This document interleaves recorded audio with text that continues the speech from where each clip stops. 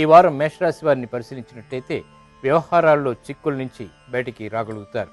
మంచి నిర్ణయాలు తీసుకోగలుగుతారు. నూతన కార్యక్రమాలని ప్రారంభించగలుగుతారు. గృహ సంబంధిత విషయాల్లో చిరాకులు ఏర్పడినప్పటికీ తిరిగి సద్దుమణుగుతాయి. రాజకీయపరమైనటువంటి అంశాల్లో మంచి నిర్ణయాలు తీసుకుని అభివృద్ధిని పొందగలుగుతారు. స్త్రీలకి శుభ సంఘటనలు చోటు చేసుకుంటాయి.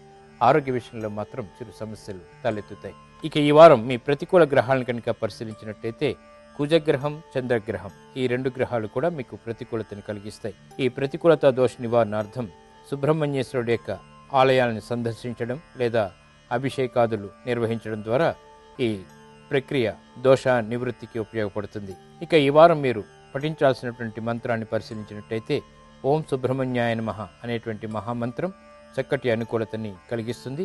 కుజుడు ద్వారా, చంద్రుడి ద్వారా ఏర్పడేటువంటి విఘ్నాలని తొలగిస్తుంది, విపత్తుల నుంచి రక్షిస్తుంది. ఇక ఈ వారం మీరు చేపట్టవలసినటువంటి దానాల్ని పరిశీలించినట్టయితే పేదలకి అన్నదానం చేయడం ద్వారా ఈ గ్రహాల యొక్క ప్రతికూలత లొంగతీయటమే కాకుండా మానసిక ప్రశాంతత మీకు దగ్గరవుతుంది. ఇక ఈ వారం మీరు చేపట్టవలసినటువంటి ముఖ్యమైనటువంటి కార్యక్రమాలు, వ్యాపార నూతన ఒప్పందాలు బాగా కలిసి వస్తాయి, ఆనందాన్ని తెచ్చిపెడతాయి.